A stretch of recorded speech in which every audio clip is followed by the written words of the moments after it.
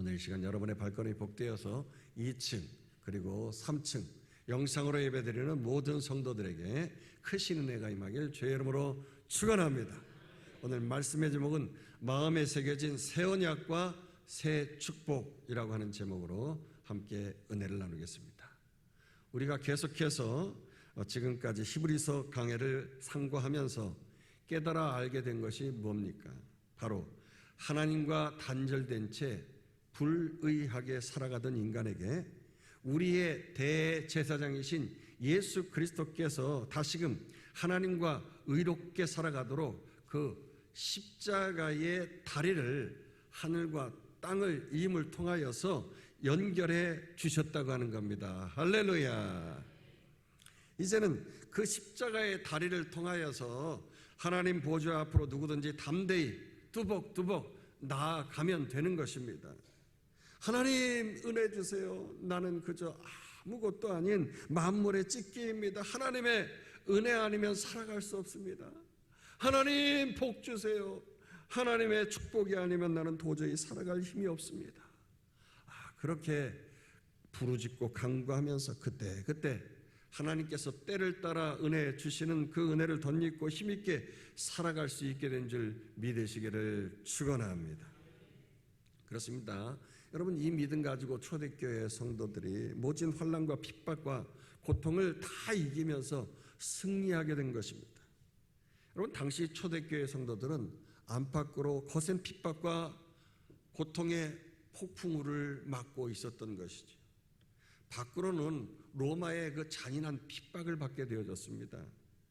옛날에 나치 정권 아래서 모두가 인사할 때 하이 히틀러 하면서 이렇게 손을 들어서 인사를 했듯이 로마의 정권 아래서는 황제는 우리의 신이십니다 라고 환호하면서 인사를 해야 했던 것입니다.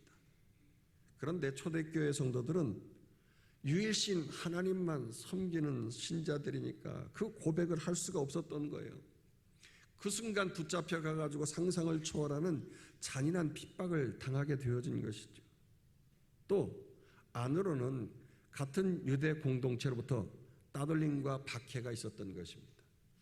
출교당하는 순간에 같은 민족끼리 연결되어진 모든 그 경제 고리가 다 끊어져 버리는 거예요. 그러니까 너희들 쓸데없이 고집피지 말고 빨리 다시 유대교로 돌아오라고 그렇게 협박을 하는 거예요. 그때마다 성도들 사이에서 엄청난 흔들림이 있었던 것입니다. 당시 유대교는 로마가 각 나라를 점령할 때마다 각 민족의 정식 종교를 등록할 수 있도록 해서 인정된 종교만 허락하게 되어졌어요. 그래서 저들의 율법과 전통 문화라고 하는 그 유대인들의 그 율법을 지켜나갈 수 있도록 한 것이지요. 그러나 기독교는 로마에 저촉되어지는 사이비 미독록 종교로서 치부하면서 종교 활동을 금지시켰던 것입니다. 그러기에 저들은 차라리 내가 옛날로 돌아가는 게 낫지 않을까? 같은 하나님 믿는 건데 뭐 익숙하고 안전한 그 유대교로 돌아가는 게 좋겠어 하면서 하나 둘씩 말이죠. 그렇게 유대교로 되돌아가고 만 것입니다. 따라서 바울은 너희들 정신 차려라 하면서 아주 외친 거예요. 지금 그 그림자의 실체가 오셨는데 왜 다시 그 그림자를 붙잡으려고 하느냐? 결코 그 그림자는 생명을 줄 수도 없고 온전치 못한 것이라고 가르치고 있는 것입니다. 1절 그래서 시작을 이렇게 말하고 있습니다. 율법은 장차 올 좋은 일의 그림자일 뿐이요 참 형상이 아니므로 해마다 늘 드리는 같은 제사로는 나오는 자들을 언제나 온전하게 할 수 없느니라. 그렇습니다. 여러분, 그림자는 살아있는 실체가 아니지 않습니까? 결코 그 실체의 따스함이나 생명력을 담고 있지 아니한 것입니다. 여러분, 배고파 죽어가는 사람에게 말이죠, 음식의 그 그림자만 보여준다고 그 사람이 살아날 수 있습니까? 생명을 줄 수가 없는 거예요. 정말 따뜻한 음식에 실체를 주면서 먹여주어야 살아날 수 있는 거 아니겠습니까? 마찬가지로 그림자인 그 구약의 제사로는요 온전히 죄가 사라지고 구원을 받을 수가 없는 것입니다. 왜냐? 저들은 해마다 제사를 드리는데, 즉 1년에 한 번씩 모든 백성들의 죄를 싸그리 싹싹 긁어 모아서 말이죠, 대청소하는 날이 바로 욤키푸르, 바로 그 대속죄일 날입니다. 이때 대제사장은 짐승의 피를 가지고 지성소로 들어가서 하나님 앞에서 모든 백성의 죄를 다 사함받기를 비는 거예요. 그리고 지성소의 그 휘장을 들치고 나오는 순간에 하나님이 우리의 모든 죄를 사하셨습니다 하면서 죄를 사함을 선포하는 것입니다. 이때 백성들은 우리의 죄가 사해졌구나 하면서 하나님 감사합니다 환호하지만은 사실 어떻습니까? 그 대속죄일의 제사는 해마다 또다시 드려져야 하는 불완전한 것이었다는 것이죠. 만약에 그 속죄의 제사가 완전했다고 하면 단번에 정결케 돼서 다시는 제사를 드릴 필요가 없어야 되는데 그렇게 드리고 있다는 거예요. 계속 반복해서요. 하나님이 용서해 주셨는데 왜 또 제사를 드리느냐 하는 것입니다. 그리고 또다시 짐승을 잡아서 피를 가지고 두렵고 떨리는 마음으로 이번에도 용서해 주실까 하면서 벌벌 떨면서 지성소로 들어가야 되는 거예요. 이렇게 매번 반복해서 드려야 되는 제사, 이것 자체가요 온전한 것이 아님을 증명하고 있다라고 하는 것입니다. 그래서 2절은 이렇게 말합니다. 그렇지 아니하면 섬기는 자들이 단번에 정결하게 되어 다시 죄를 깨닫는 일이 없으리라. 어찌 제사 드리는 일을 그치지 아니하였으리요. 그렇습니다. 제사로는 죄가 단번에 정결케 됐다고 하면 다시는 죄를 깨닫는 일이 없고 양심의 가책이 사라지면서 더 이상 짐승을 잡아서 제사 드린 일을 그쳤어야 했다는 것이죠. 그러나 구약의 제사는 죄를 정결하게 하는 것이 아니라 오히려 죄를 고발하고 더 기억나게 하는 것이라는 것입니다. 3절에서 4절. 그러나 이 제사들에는 해마다 죄를 기억하게 하는 것이 있나니 이는 황소와 염소의 피가 능히 죄를 없이 하지 못함이라. 여러분, 뼈가 부러지면 어떻게 합니까? 엑스레이를 찍잖아요. 근데 엑스레이를 찍으면 뼈가 부러진 것은 보여지는데 뼈가 부러진 것을 붙이는 건 어떻게 합니까? 계속 엑스레이를 찍는다고 뼈가 붙습니까? 엑스레이 가지고는 뼈가 붙지를 않는 거예요. 기부스를 해야죠. 이처럼 율법의 제사는 죄를 잘 진단하고 예배드리면 드릴수록 죄라고 하는 것을 알게 되어지면서 죄에 집중하게 되어지는 거죠. 그러니 죄 문제를 해결하기는커녕 나 같은 놈은 하나님 앞에 설 자리가 없어. 나는 복 받기는 글렀어. 그러면서 계속 못난 나, 죄 많은 나 자신에 대한 위축을 갖게 되어지면서 핍절의식과 정죄의식 속에서 살아갈 수밖에 없게 만드는 것이 바로 이 율법의 제사인 것이죠. 마치 엑스레이와 같은 것처럼 말이죠. 그렇습니다. 이렇게 황소와 염소의 그 짐승의 피는 능히 죄를 없이 할 수 없는 것입니다. 따라서 이 죄의 문제를 단 한 방에 해결해 주시기 위해서 구약의 그 그림자의 실체이신 예수님이 이 땅에 오신 줄로 믿습니다. 그래서 구약에 능통한 바울답게 이제 바울은 다윗의 시편 40편 6절에서 8절을 인용하면서 설명을 하고 있는 거예요. 이 유대인들은 어릴 때부터 성경을 암송시키는데 특별히 이 시편은 아주 달달달달 외우게 그렇게 만들어요. 그러다 보니까 시편에 능통한 이 바울은 말이죠, 구약의 제사장이 땀을 뻘뻘 흘리면서 드렸던 동물의 제사에서 어린 양이신 그 예수님의 그 순종의 제사를 율법의 제사에서 옮겨졌다, 이렇게 설명을 하고 있는 것입니다. 그래서 5절에서 7절은 그 시편을 인용한 것인데 읽어보도록 하십니다. 그러므로 주께서 세상에 임하실 때 이르시되 하나님이 제사와 예물을 원하지 아니하시고 오직 나를 위하여 한 몸을 예비하셨도다. 번제와 속죄제는 기뻐하지 아니하시나니 이에 내가 말하기를 하나님이여 보시옵소서. 두루마리 책에 나를 가리켜 기록된 것과 같이 하나님의 뜻을 행하러 왔나이다 하셨느니라. 지금 스크린에는 그렇게 표시가 안 되어 있습니다만 여러분의 성경책에는 이 왼쪽 편의 줄이 이렇게 잘 맞아서 성경을 계속 이렇게 써나가다가 갑자기 이렇게 쑥 들어가는 부분이 있어요. 그것은 이제 인용한 부분인 거죠. 이렇게 들어가서 다시 기록되어 있는 부분. 자, 여기서 5절에 스크린에 볼 것 같으면 뭐라고 했습니까? 하나님이 제사와 예물을 원하지 아니하시고, 이런 말이 있어요. 참 당혹스러운 말 아닙니까? 하나님이 제사와 예물을 원하셨잖아요. 왜? 구약의 제사와 예물은 하나님이 직접 명령하신 율법 아닙니까? 그리고 죄를 해결받기 위한 핵심 방법이었던 것입니다. 그러나 하나님이 이렇게 자신이 명령하신 것을 원하지 않는다고 말씀하신 특별한 이유가 있으신 것입니다. 그 제사를 드리는 사람이 진정한 회개가 없고 순종이 떠났기 때문에 그런 거예요. 이스라엘 백성들은 마음은 멀어진 채 또 이웃을 향해서 미워하고 불의한 채, 그래서 이사야 1장의 표현처럼 말이죠, 그 손에 이웃을 향한 살인의 피를 묻히고 나서 말이죠, 형식적으로 짐승만 잡아드리는 종교적인 매너리즘에 빠져있는 예배를 드린다고 그렇게 말한 거예요. 따라서 그런 형식적인 제사와 예물을 원치 않으신다고 하신 겁니다. 결국 그런 형식적인 종교 생활로 인하여서 이스라엘 백성들이 어떻게 되었습니까? 축복의 땅 가나안 땅에 들어가자마자 그 형식적인 예배로 말미암아서 극도로 타락하고 말았잖아요. 여러분, 가나안 땅의 예배는 참으로 화끈한 예배거든요. 무슨 죄 문제를 해결받고 정결케 되고 그런 거 없고요. 단지 그냥 자신들이 복만 받으면 되는 거예요. 특별히 가나안 지역은 이제 사막, 광야 지역이기 때문에 이 비가 내리지 않는 지역이에요. 그러니 먹고 살려고 하면 이제 비가 내려야 먹고 사는데, 그래서 남성 신인 바알과 여성 신이 흥분할 수 있도록 그렇게 흥분시켜서 복만 받으면 되는 제사였던 겁니다. 신당에서 여사제들과 음란한 행위를 하면서 말이죠, 신이 흥분할 때까지, 비를 내릴 때까지 그렇게 열심히 제사의 행위를 했던 거예요.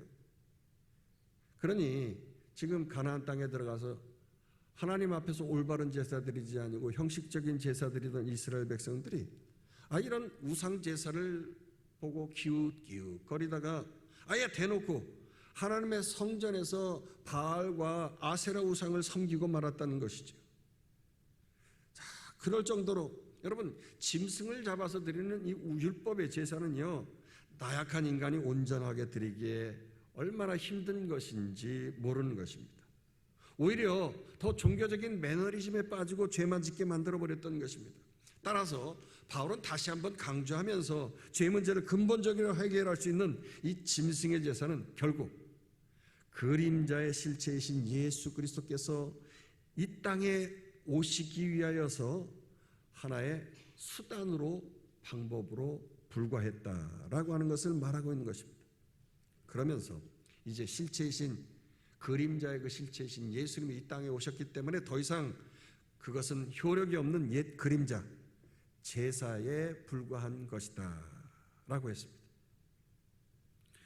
여러분, 이 죄를 완전히 제거할 수 있는 이 완벽한 제물, 바로 하나님 자신이 그 한 몸 예수 그리스도를 예비하신 줄 믿으시기를 축원합니다.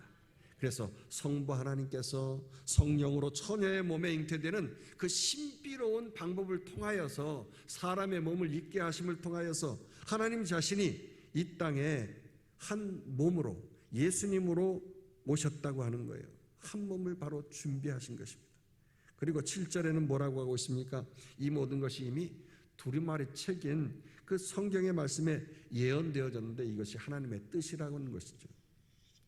그리고 냄새나는 비천한 죄인을 위해서 예수님은 예언대로 죽어야 했는데 그게 성경에 보니까 하나님의 뜻을 행하러 왔나이다 라고 하는 그 예언의 말씀대로 우리 예수님은 인간의 몸을 입으시고 온전한 제물 되어 죽기를 자원하셨다는 거예요.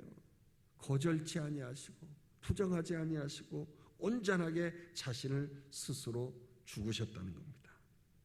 그렇습니다. 예수님의 그 십자가의 죽음은 로마에 대항해서 어쩌다가 일어난 해프닝, 비극적인 사고가 아니었고요. 당시 유대 종교법을 어겨가지고서 종교 재판의 판결에 의한 죽음도 아니었다는 것입니다. 분명하고 단호하게 바울은 말하기를 철저히 하나님의 구속의 역사 안에서 계획된 대로 하나님 자신이 인간의 몸을 입으시고 이 땅에 오시어서 인간을 구원하시기 위한 하나님의 계획이셨고 예언하신 그 예언대로 그대로 이루어졌다는 것입니다. 믿으시기를 주의 이름으로 축원합니다. 그러면서 바울은 다시 한번 시편 40편 말씀을 인용하면서 강조하고 있는데 8절 읽습니다. 위에 말씀하시기를 주께서는 제사와 예물과 번제와 속죄제는 원하지도 아니하시고 기뻐하지도 아니하신다 하셨고 이는 다 율법을 따라 드리는 것이라.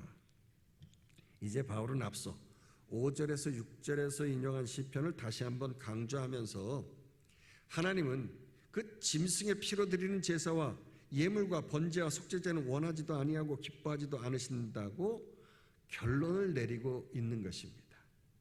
그렇다면 그렇게 짐승의 피로 드리는 제사가 아니면 하나님이 기뻐하시는 제사는 그러면 어떠한 것일까 하는 겁니까? 어린 양 예수 그리스도로 드리게 되어지는 제사일 것인데 그러면 그 제사는 또 어떻게 드리는 것일까 하는 거예요. 여기서 우리는 좀 더 구체적으로 말씀의 핵심으로 이제 점점 깊이 바울이 이끌고 가고 있는 것을 보게 되어지는데 9절 10절 읽어보도록 하십시다. 그 후에 말씀하시기를 보시옵소서 내가 하나님의 뜻을 행하러 왔나이다 하셨으니 그 첫째 것을 폐하심은 둘째 것을 세우려 하심이라. 이 뜻을 따라 예수 그리스도의 몸을 단번에 들으심으로 말미암아 우리가 거룩함을 얻었노라. 여기 9절에 뭐라고 하고 있어요? 그 첫 것을 폐하심으로 둘째 것을 세우려 하심이라. 이 짧은 문장 안에서 인류 역사를 뒤바꾸는 거대한 전환점이 들어있다는 것입니다. 여기 첫 것은 짐승을 잡아드리는 불완전한 제사, 즉 인간의 행위를 통해서 드리는 율법의 제사를 말하는 것이고요. 반면에 둘째 것은 예수 그리스도의 몸을 단번에 드림을 통하여서 완성하신 완전한 제사, 즉 복음의 새 언약을 의미하는 것입니다. 그러나 그 동물의 제사인 첫 번째 것을 폐한다고 한 것은 그것이 쓸모없어서 버려졌다고 하는 것이 아니라 오히려 더 확실하고 완전한 실체가 나타났기 때문에 임시로 보여줬던 그 모형의 역할은 비로소 자신의 역할을 다 했다고 하는 것, 그리고 마무리할 수 있었다는 뜻입니다. 마치 그런 것입니다. 여러분, 밤새 길을 밝혔던 가로등이 아침이 되어지면 꺼지지 않습니까? 끄는 이유가 뭐예요? 가로등이 필요 없어서 폐기 처분하기 위한 것이 아니라 태양이라고 하는 더 완벽한 빛이 비춰졌기 때문에 끄는 거 아닙니까? 우리에게 그 밝은 빛이 있으니까 가로등은 이제 더 필요치가 않은 것일 뿐이에요. 그러니까 우리가 율법의 가로등 불빛 아래서 불안하게 걷던 시대는 간 것이고요. 이제 밝은 그 복음의 태양빛이 우리의 삶을 환하게 비춰주는 새 언약의 시대가 되어졌다라고 하는 것입니다. 그 예수, 우리들의 밝은 빛으로 인하여서 은혜와 긍휼을 얻을 수 있는 새 시대가 도래한 줄 믿으시기를 축원합니다. 뿐만 아니라 그 예수님은 나를 위해서 죽으시고 다시 살아나셔서 지금 하늘 성소에 올라가셔서 하나님 보좌 우편에 앉아 계십니다. 할렐루야. 그리고 은혜와 긍휼을 베푸시기 위하여서 계속 우리를 바라보고 계시는 거예요. 그러므로 우리는 이제 억지로 율법을 지켜야 되는 종의 모습으로 살아서는 안 되는 것입니다. 어떻게 살아야 됩니까? 아버지! 그래서 하나님 아버지를 불러가면서 나의 죄를 하나님 앞에 그냥 부르짖어 고백하고 회개하기만 하면 단번에 우리를 구원해 주신 그 은혜로 말미암아 우리 죄가 눈과 같이 희어지고 기억지도 아니하시는 하나님의 은혜로 말미암아 우리는 넉넉히 이기는 줄 믿습니다. 얼마 전에 저희 아파트 앞에 도로변에 현수막이 써 있더라고요. 사생결단 10,000배 특별 기도회. 예, 그 어떤 그 사찰의 스께서 특별히 이렇게 하는 특별 그 집회라고 해요. 말이 그렇죠. 이게 지금 10,000배요. 10,000배. 1000배도 아니고 10,000배도 아니고 10,000,000배. 그러니까 사생결단하겠다는 건데 말이죠. 여러분, 우리는요 그렇게 인간적으로 피를 뿌리고 어떠한 행위를 해가지고서 구원 얻는 것이 아니거든요. 전적인 하나님의 은혜인 줄로 믿습니다. 그 주님의 피 흘리신 은혜가 너무 감사하기 때문에 기쁨으로 하나님의 뜻을 순종하면서 사는 새 언약의 백성으로서 그저 당당하게 살아가기만 하면 되는 거예요. 믿음으로 살아가면 되는 거예요. 그래서 계속해서 11절에서 14절 이렇게 말합니다.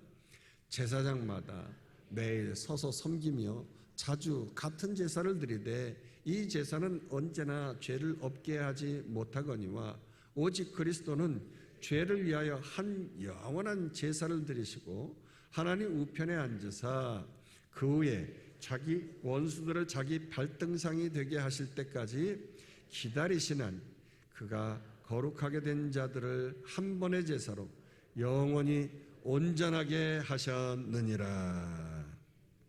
그렇습니다. 여기 11절에 구약의 제사장들은요 앞치마를 들고 짐승의 제사 드리기 위해서 피범벅이 돼가지고 매일 서서 섬기고 쉬지도 못하고 또 섬기고 아주 극한 직업을 이어간 것입니다.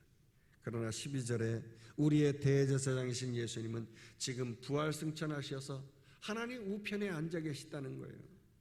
여기 성경에 보면 앉아있다라고 하는 말은 무엇을 의미하느냐고 하면 모든 과업을 완수했다는 말이에요. 승리와 다스림과 통치를 하고 있다라고 하는 그러한 뜻으로 성경은 사용하고 있는 말이 앉아있다라는 표현이죠. 그렇습니다. 우리 예수 그리스도께서는 십자가상에서 다 이루었다 하시면서 외치는 순간에 단번에 제사로 구약의 율법을 완성하신 줄로 믿습니다. 죄의 문제를 완전히 해결해 주셨다는 말이에요. 따라서 지금 이 죄된 이 땅을 통치하고 다스렸던 그 공중권세의 세력이 와 사탄 마귀의 세력을 발로 우리 예수 그리스도께서 질끈 밟으신다고 하는 거예요. 그러면서 13절에서 그 원수들을 자기 발등상이 되게 하실 때까지 기다리신다고 했어요. 이 발등상이라고 하는 표현은 고대 전쟁 문화에서 유래된 것인데 승리한 왕이 일단 패배한 왕의 목을 발로 짓밟아 버리는 거예요. 그리고 나서 승리한 모습을 자기 백성들에게 왕이 등장해서 패배한 여러 나라의 왕의 목을 짓밟아 가면서 등을 어깨를 말이죠 상으로 만들어 가지고 계단으로 만들어서 짓밟고 내려가는 거예요. 그러니까 완전한 승리와 복종을 백성들에게 보여주는 것이거든요. 그렇습니다. 예수 그리스도의 십자가로 말미암아서 사탄의 머리를 상하게 된 줄로 믿습니다. 그리고 이 죄의 권세를 깨뜨리신 그 능력으로 말미암아서 그 부활 승리로 말미암아서 우리는 온전히 이 땅에서도 주님과 더불어서 함께 왕노릇하는 구원의 은혜가 주어진 것입니다. 그러나 그럼에도 불구하고 그 예수님은 계속 본문에 보니까 기다린다라고 하셨어요. 즉 예수님이 지금 하나님 우편에 앉아서 아무것도 하지 아니하시는 것이 아니라 다 이루었다 하시고 그냥 쉬시는 것이 아니라 기다리고 계신다는 거예요. 이미 모든 원수를 굴복시키셨기 때문에 그냥 당장이라도 내려가 가지고서 이 땅에 오셔서 당신의 나라를 통치하고 다스리시면 되겠지만 그렇게 이루어가고 싶으신 그 마음이 너무나도 간절하시지만 기다리신다는 거예요. 왜? 한 영혼이라도 더 회개하고 돌아올 기회를 주시고자. 정말 내 가족, 내 새끼, 내 사랑하는 남편, 내 아내 구원받아야 되겠는데 하나님 살려주세요 하면서 그렇게 기도하고 매달리는 당신의 백성들의 중보기도 소리 때문에 하나님께서 고도시마 약속하셨는데 그 예수님이 하늘로 부활승천하시면서 다시 오시겠다고 반드시 곧 오시겠다고 말씀하셨는데 곧 오시지 아니하시는 것은 왜 그렇습니까? 당신의 말이 신용도가 떨어지는 한이 있어도 2000년 동안 길이 참고 기다리시고 계시는 이유는요, 한 영혼이라도 더 구원하시기 위하여서, 우리들이 더 강권해서 부지런히 영혼을 구원해서 더 많은 영혼을 하나님 앞으로 이끌 수 있도록 참된 그 새 언약, 새 축복을 받아 누릴 수 있도록 하시기 위한 하나님의 뜻인 줄로 믿습니다. 그러므로 이 구원의 기쁜 소식을 우리들이 나 혼자만 누리고 있을 것이 아니라 이 부활의 놀라운 구원의 소식을 전하시길 주의 이름으로 축원합니다. 그렇게 전할 때 주님의 재림을 우리가 앞당길 수 있는 것이고 주의 나라가 이 땅에 이루어지는 것입니다. 그러므로 우리는 주변 사람, 하나님의 사랑, 이웃 사랑을 실천하면서 하나님과의 의로운 관계를 맺고 이웃과의 또 의로운 좋은 관계를 맺어서 그 십자가를 온전히 이루어갈 때 주님께서 이 땅에 재림하시며 세컨 커밍 하시는 주님의 도래를 경험하게 될 줄로 믿습니다. 그래야 우리는 그 예수 그리스도를 믿고 구원받는 자들이기 때문에 14절 말씀대로 단 한 번의 제사로, 그러니까 단 한 방에 영원한 천국 백성 되어지고 이 땅에서도 천국을 누리며 살아갈 수 있는 힘을 얻게 되어진 것입니다. 그러므로 오늘 우리에게 주시는 이 새 축복, 오늘 설교 말씀이 뭡니까?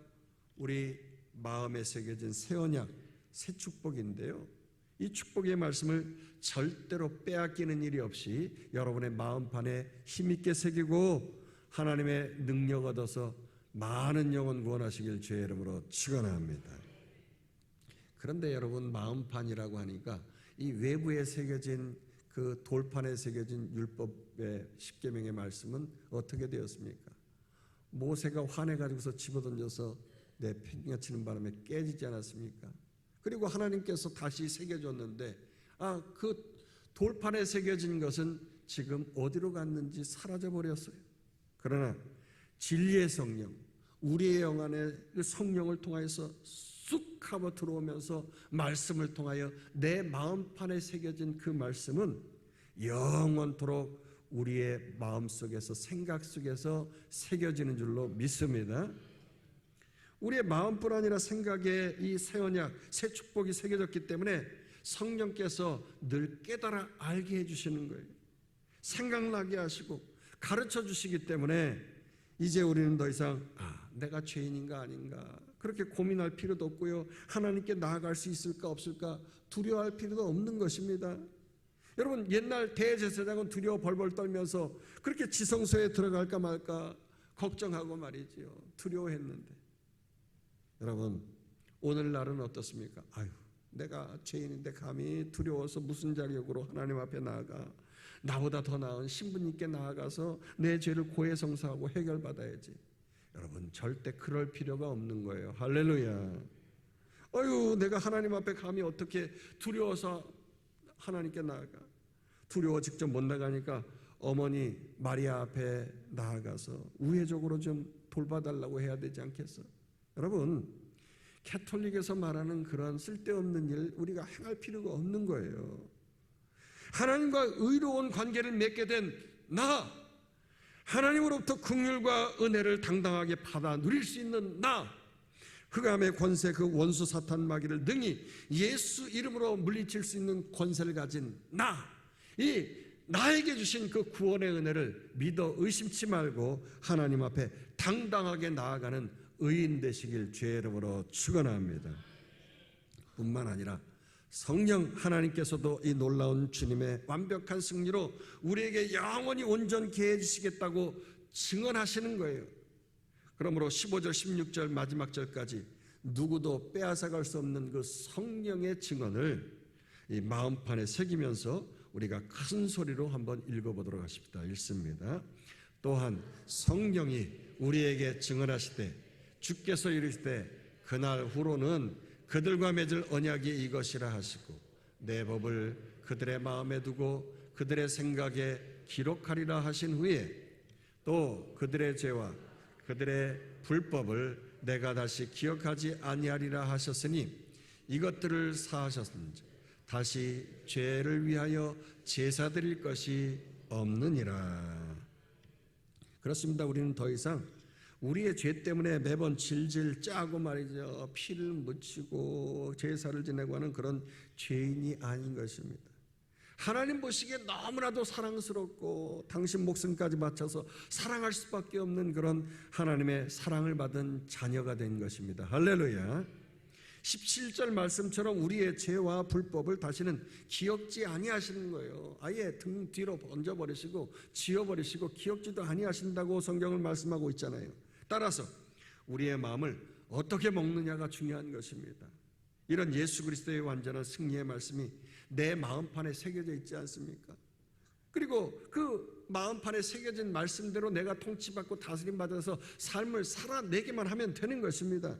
그러므로 여러분, 우리는 온갖 세상의 더러운 속된 정보들과 두려움으로 꽉 찬 내 생각을 끄집어내고 하나님의 말씀으로 나를 온전히 새롭게 하여서 다스림받고 통치받으시길 주의 이름으로 축원합니다. 우리가 하나님의 진리의 말씀, 승리의 말씀을 내 마음판에 깊이 새기면, 그 말씀이신 예수님을 깊이 생각하면서 살아가게 되어지면 내가 그분의 통치를 받게 되어진다는 거예요. 통치를 받는다고 하는 것은 바실레이아, 하나님 나라 천국을 내 삶 속에서 이루게 되어진다는 것입니다. 천국에서뿐만 아니라 이 땅에서도 하나님 나라의 통치를 받게 되어지는 내 삶을 살아가니까 이 땅이 천국이 되어지는 거예요. 할렐루야. 여러분, 참 저는 유럽을 볼 때마다 다른 나라야 워낙 카톨릭이 강한 나라니까 그렇지만 영국을 보면서 참 안타깝다라는 생각이 들어요. 어떻습니까? 영국은 예전에 세계를 제패했던 나라 아닙니까? 지금도 여러분 세계 공식어가 영어잖아요. 그리고 해가 지지 않는 나라라고 하는 것이 영국이라고 하는 것이죠. 이 영국은 해적의 나라 아닙니까? 근데 그 무식했던, 그 해적에 불과했던 나라가 이렇게 어떻게 해서 큰 승리를 맛볼 수 있게 되었는가 하는 거예요. 그건 딴 거 아니라 이 말씀 때문이었거든요. 말씀.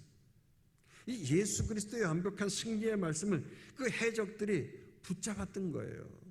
마음판에 새겼기 때문에 그들이 해가 지지 않는 나라가 되어 수 있었던 거거든요. 독일에서는 루터가 1522년에 독일어 성경을 번역을 해서 종교개혁을 일으켰거든요. 근데 영국은 벌써 140년 전, 그러니까 1382년 영국의 신학자 위클리프가 말이죠, 라틴어 성경을 영어로 번역하면서 이 말씀의 종교개혁이 먼저 일어났던 나라입니다. 당시 로만 캐톨릭이 득세하던 시절이었는데 사제들만 성경을 가지고 있었고 예배 드릴 때에는요 이 라틴어로 미사를 드리면서 읊어댔어요. 그러니까 신자들이 와서 무슨 말인지 알아들을 수가 없어요.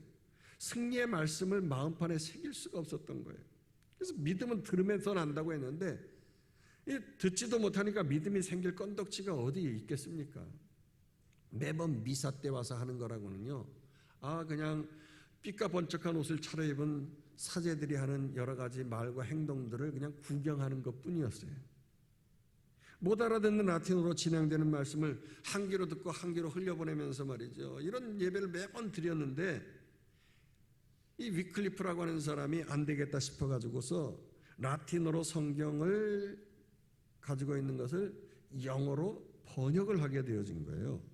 근데 이 로만 캐톨릭이 지배하던 시대였기 때문에 이 성경을 함부로 가지고 다니거나 읽거나 하면은 사람들을 마녀라고 해가지고서 화형을 시키고 또 잡아 죽이고 했었던 시절입니다. 그러니 그때 사람들이 성경을 아예 마음판에 새긴 거예요. 한 장이 됐던 두 장이 됐던 성경을 암송을 해가지고 마음판에 아예 새겨버렸어요. 점점 그렇게 말씀을 중얼중얼거리면서 암송하고 외운 사람들이 생기게 되어지면서 이 영국이 변화되기 시작한 거예요.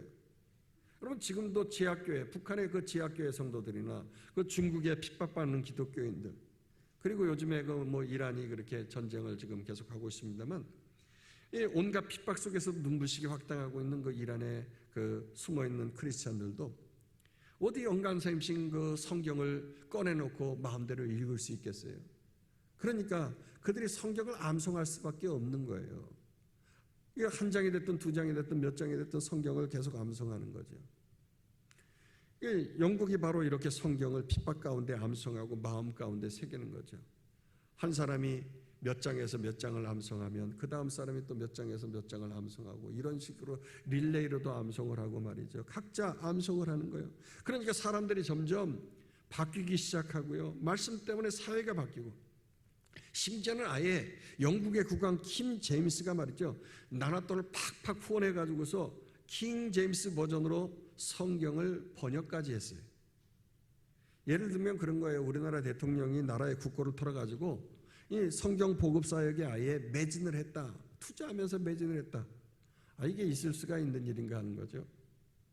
나랏돈을 한 종교를 위해 쓴다고 하면, 특별히 캐톨릭이 득세하고 있던 그 시절에 말이죠, 종교 편향이라고 말이죠. 한쪽에서 뭐 난리가 날 텐데. 그렇게 킹 제임스 버전 성경이 보급되면서 영국은 이 엘리자베스 1세부터 빅토리아 여왕 때까지 말씀의 기치를 높이 들고 세계를 굴복시키면서 승리하는, 그 해가 지지 아니하는 그런 나라로 쓰임 받았던 것이죠. 우리나라에 여러분 가장 최초의 선교사로 들어왔던 분이 누군 줄 아십니까? 토마스 선교사예요. 근데 이분이 미국인인 줄 아는데 영국인이에요. 그가 처음 제너럴 셔먼호를 타고 한국 땅에 들어가게 되어졌잖아요. 대동강에 도착하자마자 그 배를 불태워 버리게 되어지고 이 토마스 선교사는 살해당하게 되어지죠. 이때 그가 가지고 있던 성경책을 자기를 지키는 이 졸병에게 성경책을 넘겨주었어요. 이 졸병은 이 성경책을 자기 집에 보관해 두고 있다가 벽에, 옛날에는 흙벽이잖아요. 그래서 이 풀칠을 해가지고 성경책을 찢어가지고 벽에다가 붙여놓고 그 흙이 떨어지지 않게 그렇게 이제 벽지로 사용을 한 거예요. 근데 26살의 그 토마스 선교사가 그 성경책을 이 졸병에게 전해주었는데, 이 졸병이 나중에 이게 무슨 글씨인가 하면서 자꾸 글씨를 읽어보려고 열심히 노력하는 중에 하나님의 말씀인 것을 이제 마음판에 새기게 되어지면서 나중에는 장로가 되어지고 교회를 세우게 되어지면서 놀라운 구원의 역사가 우리 한국교회의 부흥의 역사가 일어나기 시작했던 것이죠. 그렇게 이 먼 나라까지 순교를 각오하면서 복음을 전했던 나라가 영국 아닙니까? 또 그리고 유명한 스펄전 목사님이 설교가로 있었고 말이죠. 위대한 설교가 났던 나라가 영국이에요. 근데 그런 영국이 참 안타깝게도 인본주의가 득세하면서 영국 왕실이 이 말씀 중심으로 서지 아니하고 인기 중심으로, 사람 중심으로 살아가려고 인본주의로, 세속주의로 돌아서면서 이상하게 쪽박을 찬 거예요. 그래서 영국이 옛 명성을 다 잃어버린 거 아니겠습니까? 그렇습니다. 여러분, 말씀을 떠난 백성치고 정복하고 다스리고 땅에 충만한 나라가 어디 있습니까? 여러분, 우리 아시아 나라 가운데 유일하게 이 하나님의 말씀대로 다스리고 충만한 나라, 정복한 나라가 우리 대한민국 아니에요? 이 아시아의 나라에 말이죠, 다 비나이다 하면서 아직까지 그렇게 쪽박차는 나라들이 많은데, 이 나라는 곳곳에 교도소가 많은 게 아니라 말이죠, 교회가 많아가지고 하나님의 말씀으로 변화되고 말씀을 마음판에 새기는 성도들이 많이 살아가니까 그렇게 충만한 나라가 되는 거 아니겠어요? 예수 그리스도의 이 완벽한 승리의 말씀을 마음판에 새기고 살아가는 우리 나라는, 그리고 모든 나라들은요, 달라도 다른 거예요. 나는 하나님 앞에서 죄인이고 불법을 저린 자가 하나님 앞에 설 수 없기에 하나님의 말씀대로 온전히 죄사함 받고 구원을 누려야 된다고, 이 말씀대로 축복의 말씀을 마음판에 새기고 살아가니까 달라도 다른 삶을 살 수밖에 없는 거 아니겠습니까? 그래서 초대교회 당시에 그 로마의 시퍼런 칼날과 유대교의 아주 거센 협박 속에서도 흔들리지 않는 초대교회 성도들, 그들이 승리할 수 있었던 이유가 바로 이것 때문 아니겠어요? 복음을 그들의 마음판에 새겼기 때문에 굶주린 사자 앞에서도 당당하게 믿음을 지키면서 믿음의 다름질을 달려갈 수 있었던 것입니다. 할렐루야. 그들은 예수 안에서 영원히 최후 승리한다는 이 축복의 말씀을 마음판에 새기고 말씀으로 마음과 생각을 늘 새롭게 하면서 마침내 로마를 복음으로 점령한 줄로 믿습니다. 우리도 그렇습니다. 때로는 세상의 악이 이기는 것 같고 원수들이 득세하는 것처럼 보일 때가 있어요. 그러나 말세지 말을 살아가는 이 세상 속에 너무 세상의 풍파가 몰아치고 마음이 막 흔들린다 할지라도 여러분, 우리는 예수 그리스도께서 단 한 번의 제사로 이신 영원한 온전한 구원을 결코 흔들리지 말고 취소되지 않냐고 변하지 않는다는 사실을 확신하면서 내 마음판에 생각 속에 온전히 새기시기를 주의 이름으로 축원합니다. 그리고 이 말씀을 변함없이 예수를 깊이 생각하면서 크게 승리하는 우리와 우리의 자녀 되길 주의 이름으로 축원합니다. 축원합니다. 축원합니다.